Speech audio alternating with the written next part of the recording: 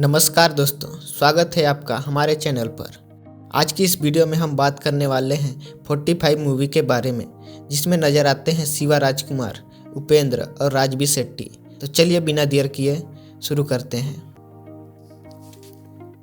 Movie की शुरुआत होती है विनय नाम के एक लड़के से, जो अपने ऑफिस जाने के लिए लेट हो रहा होता है। रास्ते में उसके कलीग का फोन आता है और बोलता है मीटिंग शुरू हो चुकी है। घबराहट में विनय बाइक तेज चलाने लगता है। तभी अचानक उसकी बाइक के सामने एक कुत्ता आ जाता है और टक्कर से उसकी मौत हो जाती है। विनय रुकता जरूर है, लेकिन लेट होने की वजह से बिना कुछ किए वहां से निकल जाता है। अभी वो आगे बढ़ा ही होता है कि एक ट्रक उसकी बाइक को टक्कर मार देता है और विनय की वही मौत हो जाती है। लेकिन अगले ही पल विनय की आंख खुलती है और पता चलता है कि यह एक सपना था। सपना इतना रियल था कि विनय पूरी तरह घबरा जाता है, खासकर जब उसे याद आता है कि सपने में उसकी माँ उसका अंतिम संस्कार कर रही थी। खुद को संभालकर विनय ऑफिस जाने के लिए निकलता है, लेकिन रास्ते में वही घटनाएं दोबारा होने लगती है। कलीग का फोन आता है, इस बार विनय फोन नहीं उठाता है। तभी वहाँ कुत्ता फिर उसके बाइक के सामने आ जाता है और सच में मर जाता है। यह देखकर विनय डर जाता है और धीरे धीरे बाइक चलाकर ऑफिस पहुँचता है। ऑफिस में विनय सोचने लगता है कि उसे अपनी मौत का सपना क्यों आया। इसी बीच वह इंटरनेट पर गरुड़ पुराण से जुड़ी एक वीडियो देखता है, जिसमें बताया जाता है कि मरने के बाद आत्मा को कितना कष्ट सहने पड़ते हैं और कैसे यमराज कर्मों के हिसाब से फैसला करते हैं। यह सब देखकर विनय और भी डर जाता है। तभी ऑफिस में कुछ गुंडे घुसते हैं और विनय को बुरी तरह मारकर किडनैप कर लेते हैं। जब विनय को होश आता है तो उसके सामने एक खतरनाक आदमी खड़ा होता है, जो अपना नाम रयप्पा बताता है। वह कहता है कि जिस कुत्ते को तूने मारा था वह मेरा था। मैं तुझे तुरंत नहीं मारूंगा, लेकिन तेरे पास सिर्फ 45 दिन है। 45वें दिन मैं तुझे मार दूंगा। डर के मारे विनय पुलिस के पास जाता है, लेकिन पुलिस को कोई सबूत नहीं मिलता। सब उसको पागल समझ लेते हैं। घर लौटने पर विनय को पता चलता है कि उसकी बाइक जला दी गई है और रयप्पा सामने आकर कहता है कि तेरी मौत की गिनती शुरू हो चुकी है। विनय अपनी गर्लफ्रेंड मेघना को सब कुछ बताता है।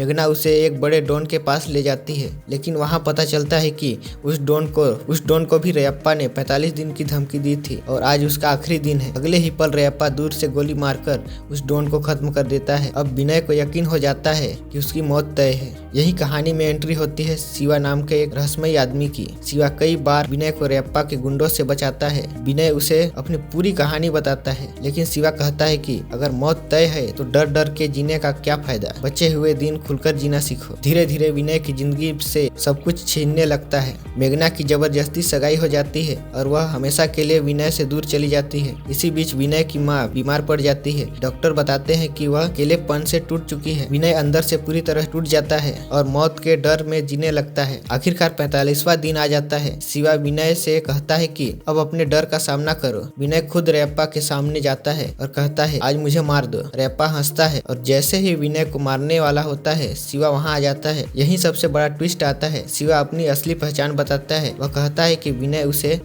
विनय उसी दिन मर चुका था जिस दिन उसका एक्सीडेंट हुआ था। जो कुछ उसने देखा वह सब माया थी। रयप्पा असल में यमराज थे और जिस कुत्ते को विनय ने मारा था वह यमराज के प्रिय था। विनय की माँ की भक्ति के कारण शिवा उसे यह सच्चाई दिखाने आए थे। अब विनय को मुक्ति मिलने वाली होती है। उसकी माँ उसका अंतिम संस्कार कर चुकी होती है और आत्मा अपने सफर पर आगे बढ़ने वाली होती है। इसी भावुक और रोंगटे खड़े कर देने वाले क्लाइमेक्स के साथ यह मूवी खत्म हो जाती है।